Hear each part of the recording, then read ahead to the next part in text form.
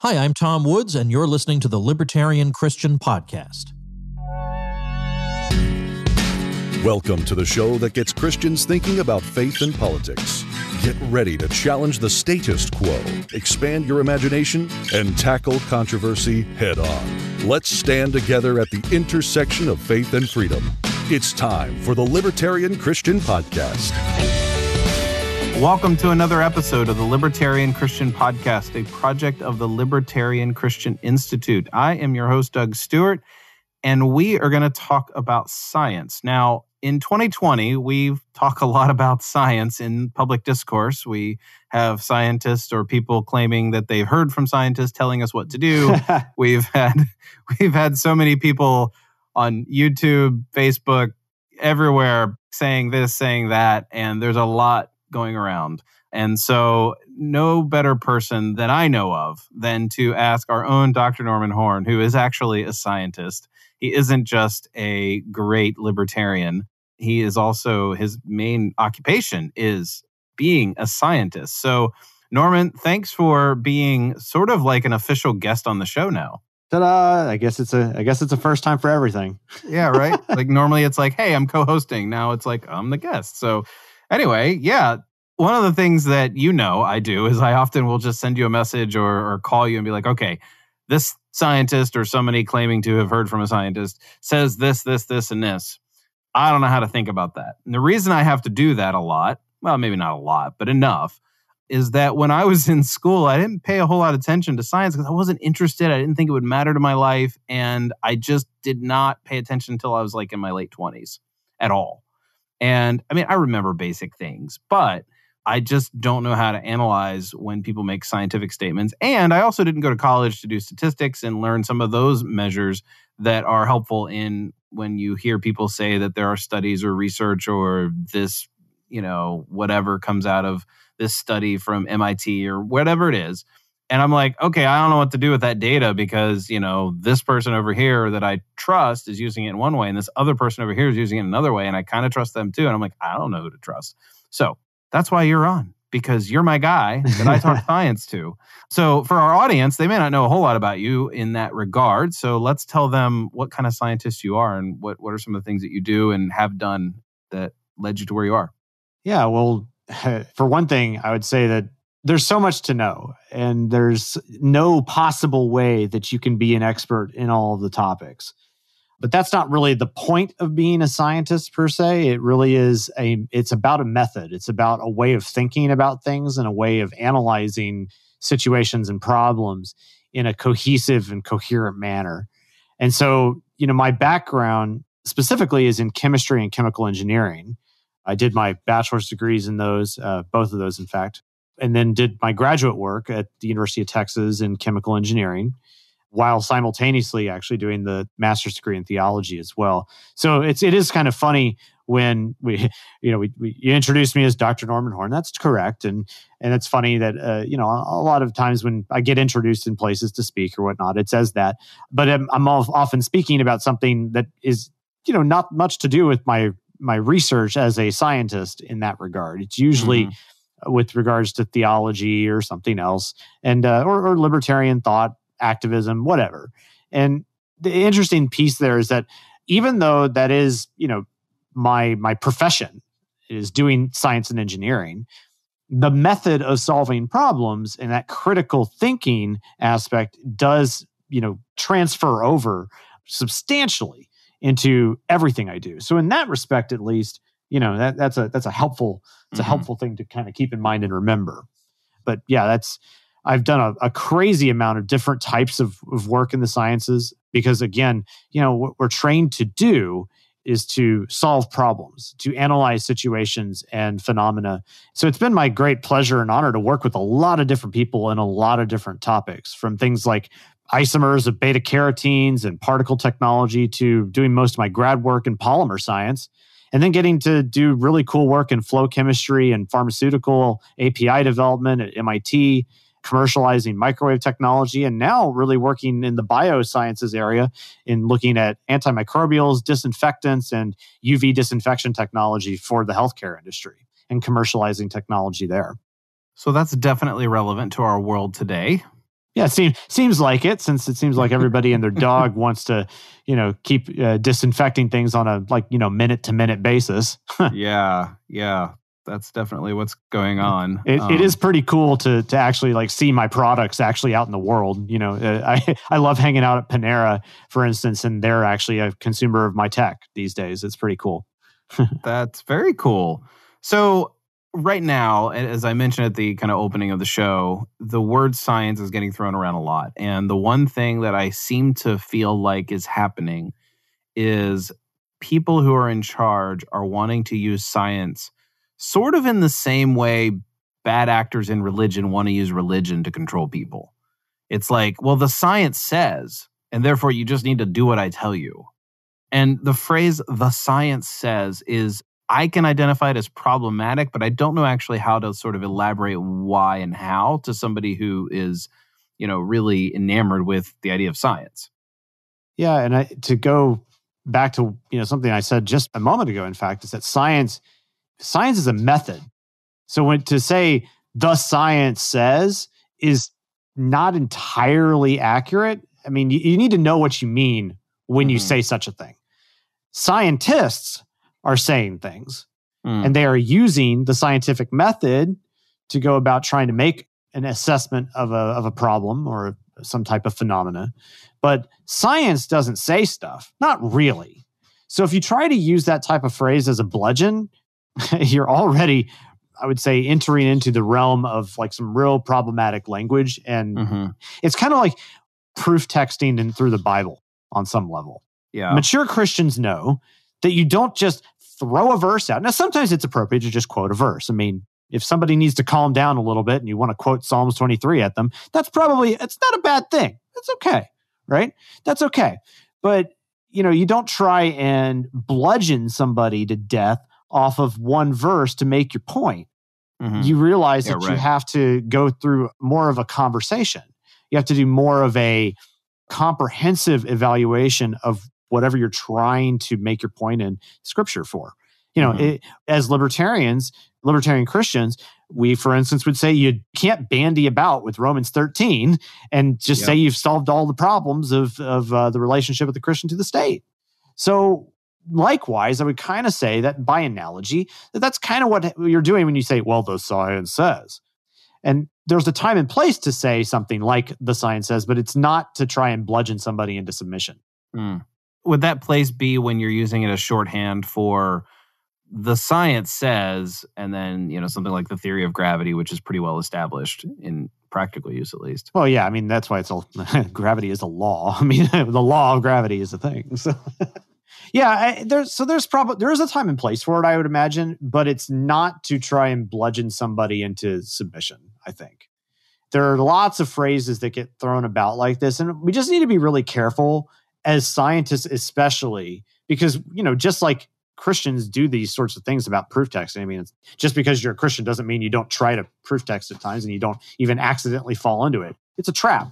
Yeah. Okay. And so scientists do this, and we should try to, we need to keep ourselves honest. In fact, that was something that I think was really, really important to my graduate advisor and something he just drilled into me. This idea that, to be super clear about what it is that you are trying to say when you are describing and arguing for your point of view about a phenomena or a theory or whatever. Right. To be very, very careful about describing what it is that you know, what it is that you suspect or think is probably true, and you have maybe reason to believe it, versus the things that you kind of just moderately think that this might be the case.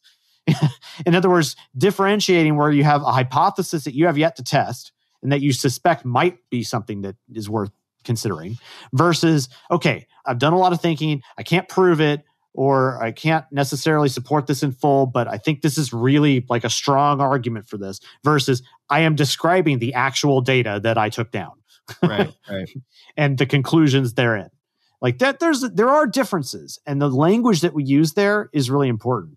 I believe very strongly that a hallmark of science, or a hallmark of good science, good scientists, is humility and honesty.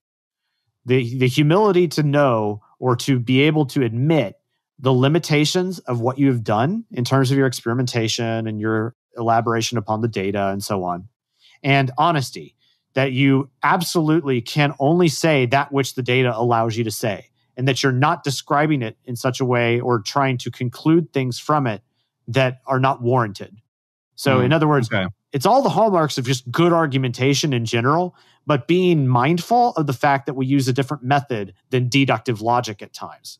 We use inductive experimentation, and that's how we do physical science. So it's funny that those characteristics of like doing good science don't really, like, those are not traits you would find in the way politicians speak. Oh, good Lord, no. I mean, that's because they have to always come across as being so sure of themselves and being absolutely certain, because they can't be tentative. Yeah, there's only 100% conclusions and nothing else. Right.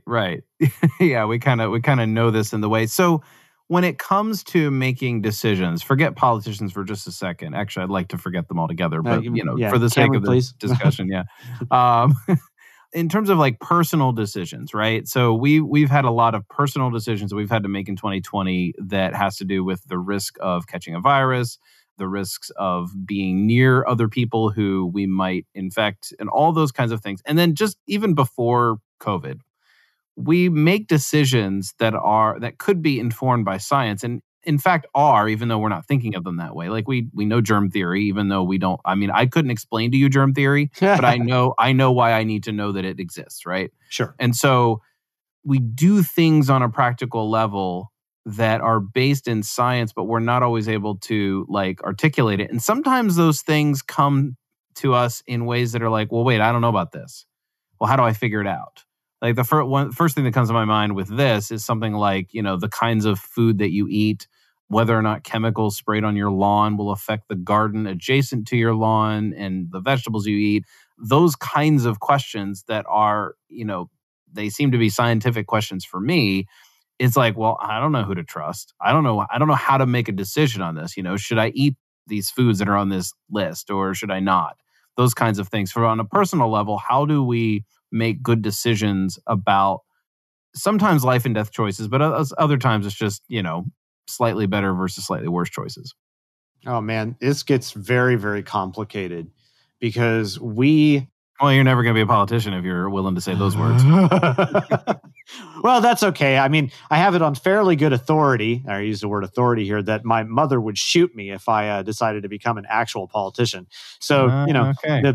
It's just it's the way she is. And she has the means, I believe. So, it's the way things are. So, I'm not becoming a politician. That's the way things are. Besides, science is more fun. But it is a very complicated question because let's face it. We do not understand the fundamental science behind the overwhelming majority of the things that we interact with on a daily basis. I mean, take case in point, what we are doing right now, where we are recording on microphones that use electromagnetic signals to transmit over the internet and wireless and who knows what through hard drives, RAM, processors, and thousands of miles of fiber, optic cable to record onto little bitty bits of magnetically stored information. And it's just it's mind-boggling to think about all of the things that are behind that, and yet it all works. And so in the same way that like you do not know how, say, a pencil is made, and that seems like a fairly simple object. I'm referring, of course, to the classic essay by Leonard Reed, I, Pencil, to illustrate the complexities of the structure of production and why it's important that you can't have central planning. Well, similarly, there's no way that you will be able to know everything out there in order to come to some comprehensive understanding of everything that you use and abuse around you to make life work. And I think that even gets even muddier when you start thinking about biology. I mean, oh my goodness. If there's anything that I've learned over the course of the last 3 years doing so much more work in biosciences that I had ever done, historically, it's that the systems that we work in there are inordinately complicated, even for something as simple as an antimicrobial mechanism, which every week I learn new things, and it's mind-blowing all the time. So yeah, it is really difficult to come to a thoroughgoing understanding of how to make all these decisions, other than we are always trusting somebody else on some level for some measure of the data, facts, and applications of the things that we use. The results often speak for themselves. I mean, that's one thing that, you could kind of get to off the top. Mm-hmm. If this recording didn't work tomorrow, which if anybody's listening to this, obviously it worked, then we would stop trusting in the means of right. technology that get us there. Yeah. Okay. Or we would switch over to some alternative, and then we would try that. And if it worked, we'd keep going. And the way we would make choices as to whether or not we would continue on with a particular line of action is, does it actually make economic sense for us to continue doing so? Right. Yeah. So that kind of illustrates on some level the way in which we will go about making these decisions, which is that we are always economizing on our time, efforts, and assessments of risk and opportunity costs as to why we might choose one line of technology over another in order to accomplish some sort of goal. Okay, so that makes complete sense. I'm going to push into that question a little bit, because there's a lot of things that we can choose in our daily life that we won't know for a good number of years. The first thing that comes to mind is, to go on your analogy there of like, if this podcast didn't work, we would use some other technology or we'd find something else to do. Let's go to the food section here for a second and say, okay, well, if I keep eating lots and lots of carbs, I gain weight. If I stop doing that, and if I exercise, I lose weight. But there are things that are taking place inside, in our brain, in our gut, in other places in our bodies that are sort of like long-term. And so things like, let's use this as a claim, that people who have like, I can't even think of I'm drawing a blank on it right now, but like have a certain deficiency in omega fish oils are more prone to things like Alzheimer's. Sure. Okay. That's going to be very difficult. So what I have to do now in my 30s is take a lot of fish oil, just in case when I'm in my 70s, I don't get Alzheimer's until 3 years later than I would if I hadn't taken them, or something like that. Yeah, like, okay. And so, I mean, cigarettes, that's like a really, nicotine, that's like a really easy thing. I mean, there's been lots of science behind that. But what do we do when it's like, okay, so we've got this guy who's a doctor and also has these other certificates telling us one thing, and but then I hear people like Matt Ridley, who I totally trust, who's kind of like, yeah, those are, traditional modern medicine is just fine. Like, there's a lot of things going on there in that, but I think you understand my basic point. What do we do when we don't have good feedback in the short term? On some level, it is the same type of economizing question. There's an opportunity cost to doing one thing over another. And so, there could be a variety of different ways in which that can turn out. For instance, if you're like, okay, well, it seems like that omega-3 fish oils or whatever are going to help you diminish your risk of Alzheimer's. Cool. Fish oil, the fish oil that you need to buy costs you $1 million a year. Are you going to do that? Right. No. Right. No, of course. Nobody would. Right. Okay. The fish oil, a year's supply of fish oil, it's going to cost you $1 a year. Would you do that? Well, yeah. Because the risk is low and the cost doesn't seem, exorbitant. So somewhere in the middle there, you have a cutoff point. There's a point at which and it's just an ordinal set of priorities that you set for yourself. So you're constantly economizing on these types of decisions. And so you're assessing your own risk profile. For instance, what is your family history? There's all sorts of things in there. And to some extent, you have to do one of two things. You're going to economize no matter what, one way or another. Sure. Like if it costs you $1 million, it doesn't matter how good it is, you're probably not going to do it. I mean, that's just a fact, right? And if it's just $1, well, maybe that's fine or whatever. But other than that, the next way to kind of go about understanding whether or not it's beneficial is to, do the research. And then there are multiple levels of that research. There's reading what other people have written. There's going to the peer-reviewed literature. There's interviewing other doctors. There's running your own level of experiments, both on a personal level or trying to flat out run your own clinical. Something to that effect. So there's any number of ways you can do it. The amazing thing is that even though it may seem inaccessible, almost to a T, everything you want to know is out there. And it just takes time and effort in order to go and learn and do. So at that point, you're economizing on your time. At what point are you going to choose to do one thing over another? Yeah. No, that's really good advice. And I think it's also very practical in one sense. And it also, it's personal and it's practical because I can actually do it. Like I don't have to rely on people to tell me what to do, like in the politician scenario where it's like, hey, you have to wear this or you have to stay this far away or whatever it might be. These are things that I can do, in that conversation we're having here about like personal choices with food, health, and things like that. That's one thing. Yeah, I mean, when you call me or something and you have a question on some type of science thing, part of the reason you're doing that is you are economizing on your time. You're trying to leverage, okay, I know that Norman has expertise in area XYZ. Right. And if I can ask this question and leverage Norman's knowledge, then I can save a lot of time, because I might trust Norman to give me an honest answer see if I can't shortcut my way into something else.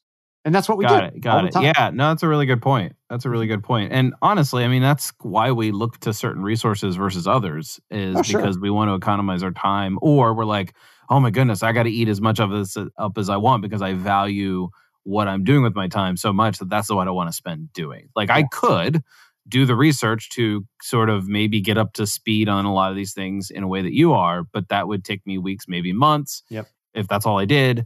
And, I'd rather have a 20-minute phone call with you. Yeah. So in some of our conversations, one of the things that we've talked about is this phrase, believing in science. Oh boy.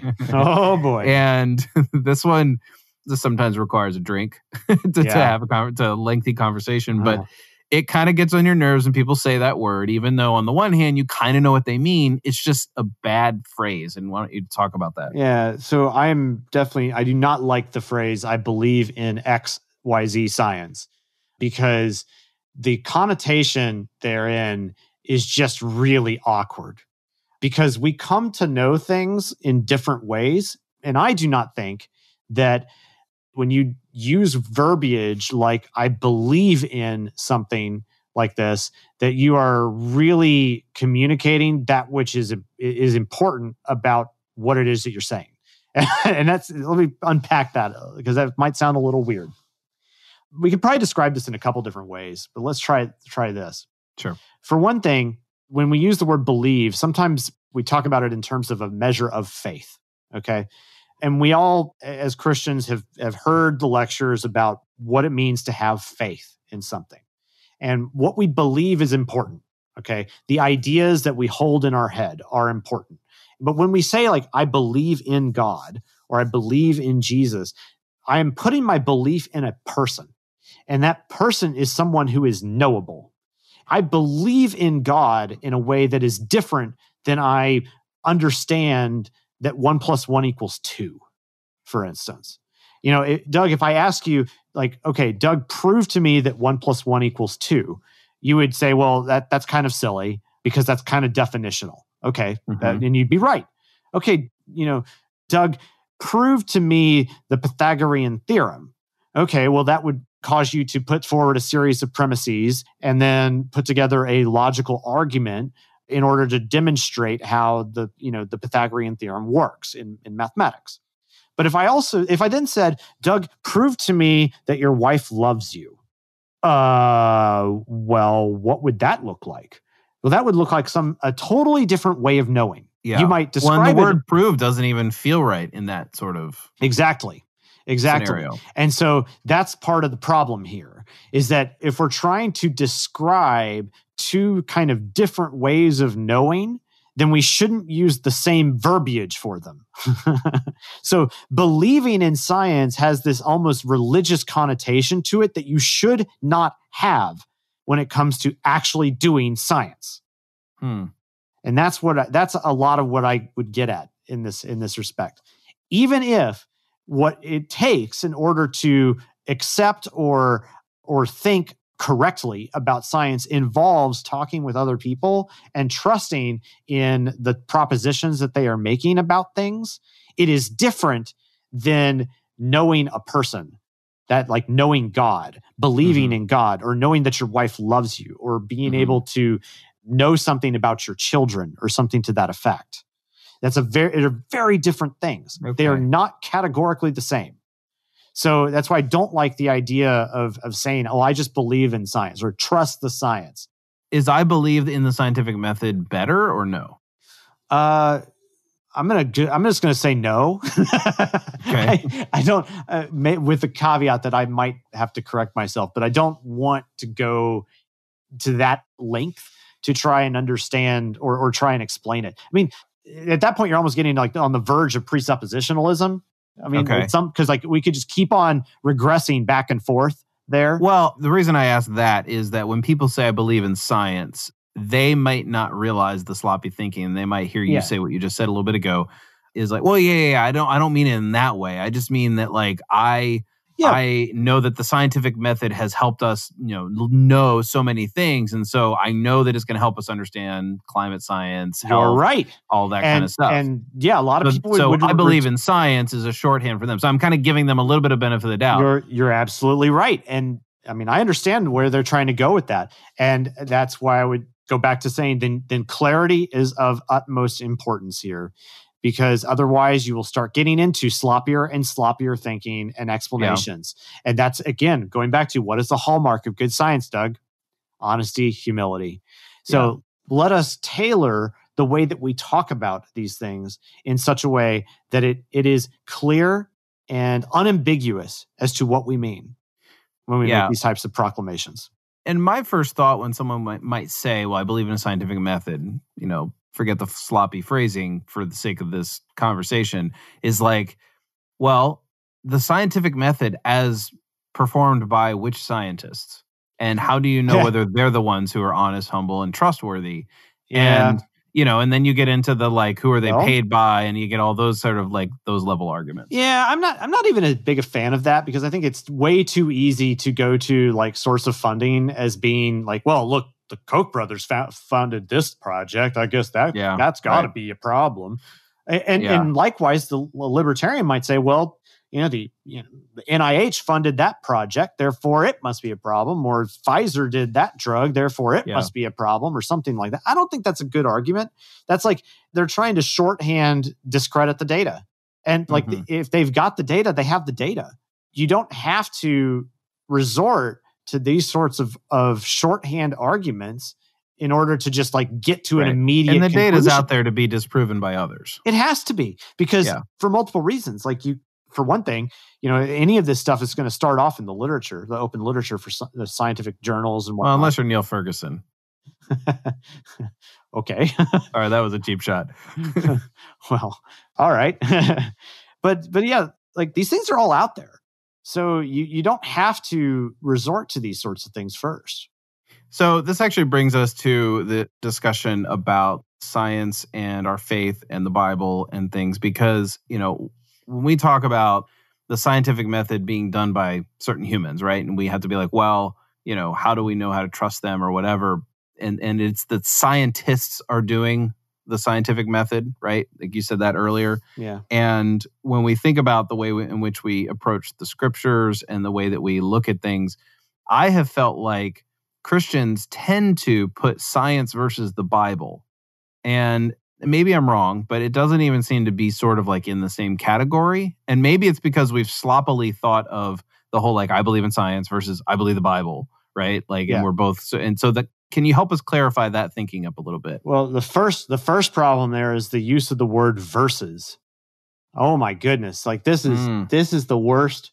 If there's anything that the atheistic worldview, the naturalist world, like the materialist rather, worldview has really battled with us on and made their own measure of progress, it is in the use of the word science versus the Bible. What a maddening phrase to me. It is absolutely one of the most intellectually dishonest pieces of garbage that exists today. Because if it were not for the Christian faith and the progress of a particular worldview which we can get into momentarily. If it weren't for the Christian worldview, and we'll posit that there are other portions of other worldviews that have added into that as well. In particular, that, for instance, we call them Arabic numerals for a reason, and things like that. But if it weren't for these types of things, modern science wouldn't exist.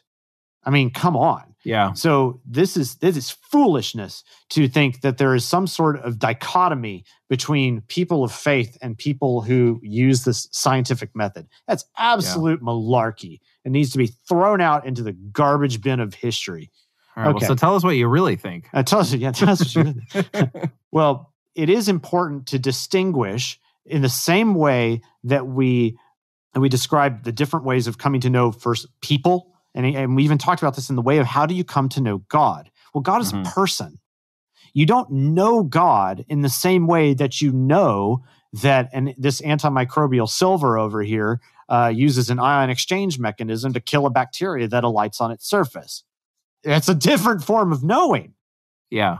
And so to equate those as being they're somehow in conflict with one another is unfathomably dumb. Like it is, and it's the materialist who wants to cause this sort of mental fracture and fractionation in peoples ultimately that is really the problem here. It's never meant to be the case. It was never, like, if it weren't for Christians who made progress, and why did they make that progress, by the way? It's because they had a particular view of the world. And that is their worldview was that God created this world in an orderly and knowable manner. And that is starkly in contrast to the way in which the peoples of antiquity thought about this universe. They thought of it as chaotic, as unknowable, as completely random. Arbitrary, and even though there is a sense of randomness about us, quantum theory and whatnot, and chaos theory even, the world is still knowable. It is still able to be analyzed, and we are constantly coming up with better and better means of understanding it and modeling it and coming to a greater approximation of what is happening underneath the surface. Yeah, so you're saying that a materialist should at least acknowledge and appreciate that the origins of the scientific, what we would call modern science, came from people who had a belief that God wanted the world to be knowable. Exactly. Okay. Yeah. So what would you have to say to Christians who sort of fall into the science versus the Bible or science versus faith dichotomy to think more correctly? Well, first off, realize you've been lied to. Okay. All right, done. We're good. Yep. Now what? And just realize that science on some level is almost on the verge of worship. And I say that very carefully, but the reason I say it is that the process of discovery about what God has created has got to be done in a manner that is appreciative and thankful and glorifying of his work. And so that is a beautiful thing, because when you look at the Dominion Mandate, you cannot help, and this is in like the scientists or the Christians who kind of heralded the modern science, in the beginnings of it and all that. They took heart from the way in which God describes his universe, even as a garden, and that it is meant to be cultivated and learned about. And it comes through effort. It doesn't come through just like this automatic transference of knowledge. Yeah, it doesn't come by no effort at all. It comes through work. And God invites us to participate in that. So by doing good science and understanding what's going on in the world from basic natural phenomena, we are doing something that is inherently activating God's original intent for humanity. To go and learn about the world, make use of it, understand it, change it, transform it into something great. Yeah. Because if God wanted to create a complete and utterly perfect world, he could have done it and there wouldn't have been anything to do. But he created things good and things that we could go in and learn about and cultivate and work with and create from and co-create with him. Doing science is just part of that. Wow. Well, I mean, that sounds like a really great way to end, but I actually have a few more questions, so we're gonna go with that. Proceed on. Well, and this actually relates to the more specifically the libertarian aspect of things, and that has to do with things like, we do live in a world where the government is part of education. We can sort of opt out of that. Most of us can opt out of that at least in theory. We may not always, have the opportunity to do that, but we're not mandated to all go to government schools, okay, or our children too. So there's a sense in which we can bow out of that. But there's a lot of say that the government and the state has in how our children are educated, what they're taught. And then as libertarians, we wrestle with, well, how do we handle that? And then what would happen in sort of a fully free society with a market and education? We have all those questions. We've had a lot of answers about that. But it really does come down to who gets to teach what to whom. Yep, it sure does. And I think that's kind of the primary problem with a lot of the conflicts that do come up that are supposedly about science, and especially in education. They're not really about science per se, though. They're really about power struggles. And I think that's really the problem, that if it wouldn't be an issue at all if it weren't a matter of like, well, who gets to say who's going to teach what and who it gets taught to. Yeah. I mean, this is kind of like going back to the arguments of being about like prayer in schools and even like stuff like that. There's only a very limited amount of neutrality that can come even in educational ventures. So we can kind of admit that from the outset. But even so, that, the more that you involve the state in these sorts of affairs, the less neutral that will become. And then the more or rather, as you begin to move away from that measure of neutrality, the more conflicts that are going to come into being on the basis, very simply, that people want different things. And all those things, people could have all of what they wanted if they didn't rely upon the government to force everybody else to pay for it.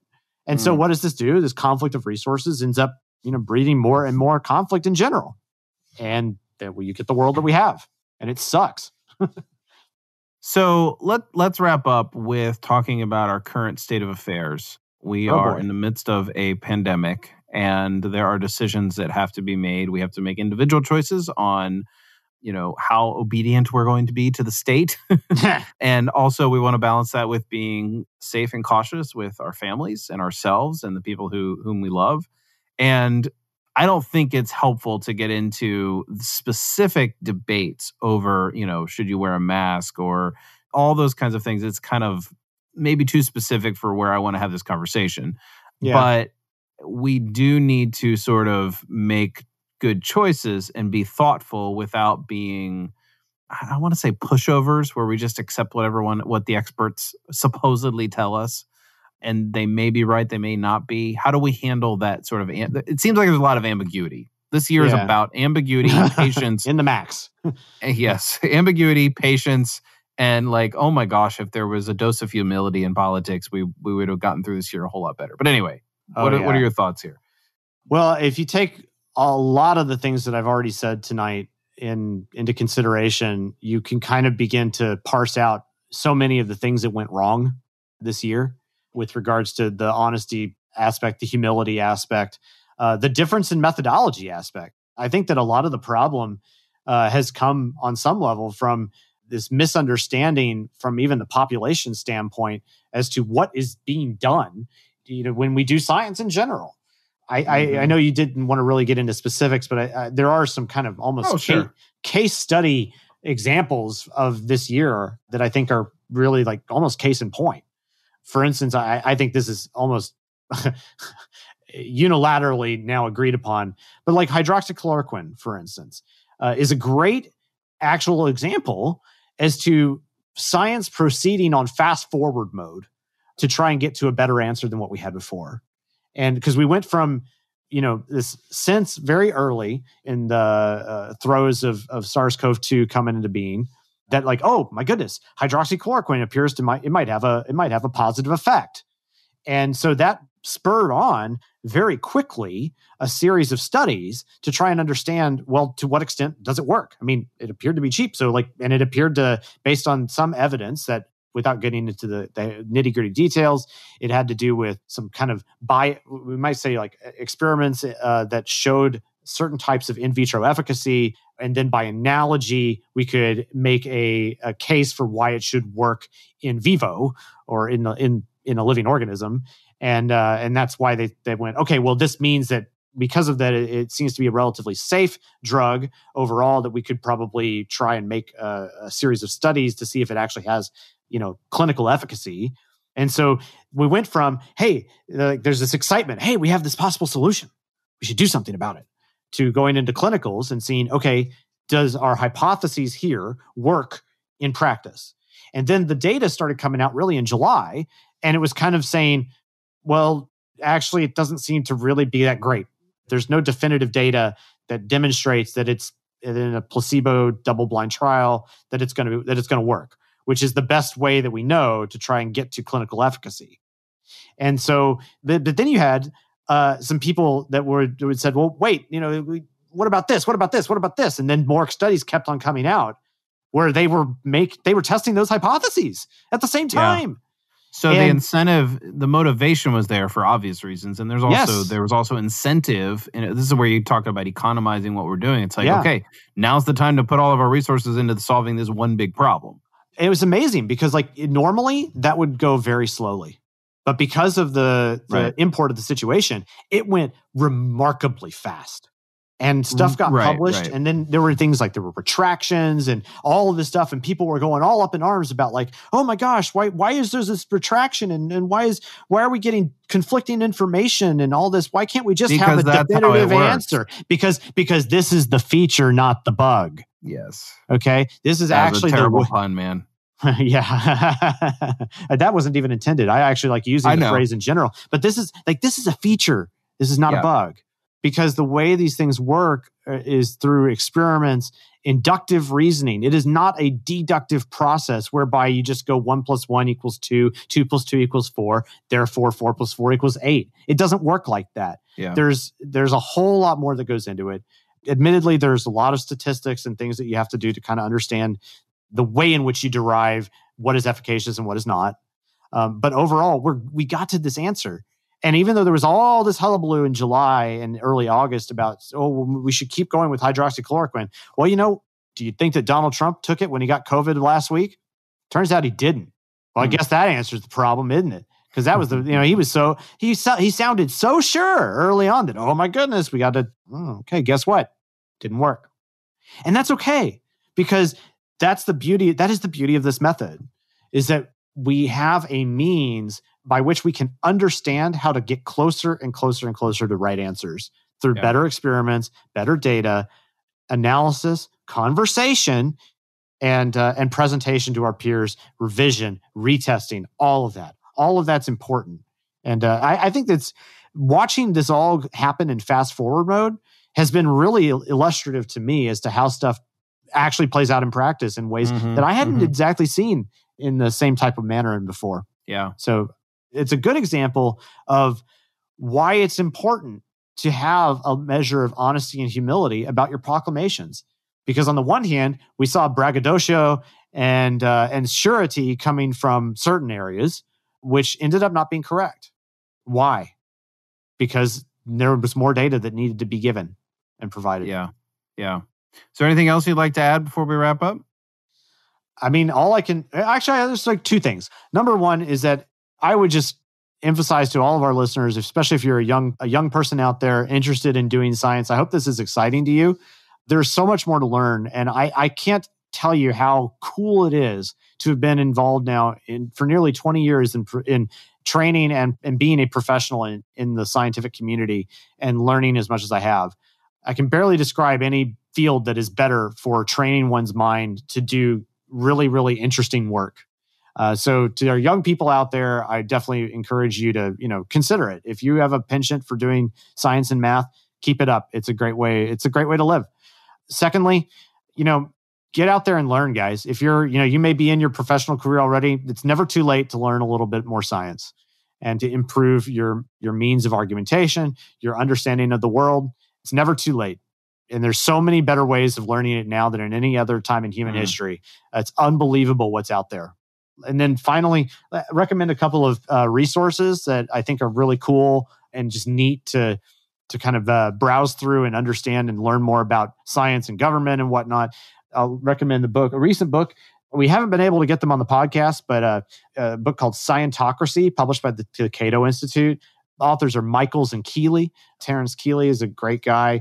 And Michaels is also an excellent scholar. These guys, it's an edited book. It's terrific work and talking about various types of the interactions of scientists and government, and the ways in which scientific data has been misused in the public square. Another book that I think is really good to learn from is What Is This Thing Called Science by Alan Chalmers. Also, the works of John Polkinghorne are really great as well to learn more about the kind of intersections of science and theology. And there's so many things out there to learn. Like you'll never exhaust learning about the natural world and God's creation if you set out to do it. It's pretty fun. Awesome, man. Well, I appreciate having this conversation for the sake of our listeners, because I would have asked you all these questions eventually if we would have talked about them. So why not do it publicly? Why not do it publicly? That's right. So thanks everybody for listening. We'll see you next time. See ya. Thank you for listening to another episode of the Libertarian Christian Podcast. If you liked today's episode, we encourage you to rate us on Apple Podcasts to help expand our audience. If you want to reach out to us, email us at podcast@libertarianchristians.com. You can also reach us at LCI Official on Twitter. And of course, we are on Facebook and have an active group you are welcome to join. Thanks for listening, and we'll see you next time. The Libertarian Christian Podcast is a project of the Libertarian Christian Institute, a registered 501c3 nonprofit. If you'd like to find out more about LCI, visit us on the web at libertarianchristians.com. The voiceovers are by Matt Bellis and Catherine Williams. As of episode 115, our audio production is provided by Podsworth Media. Check them out at podsworth.com.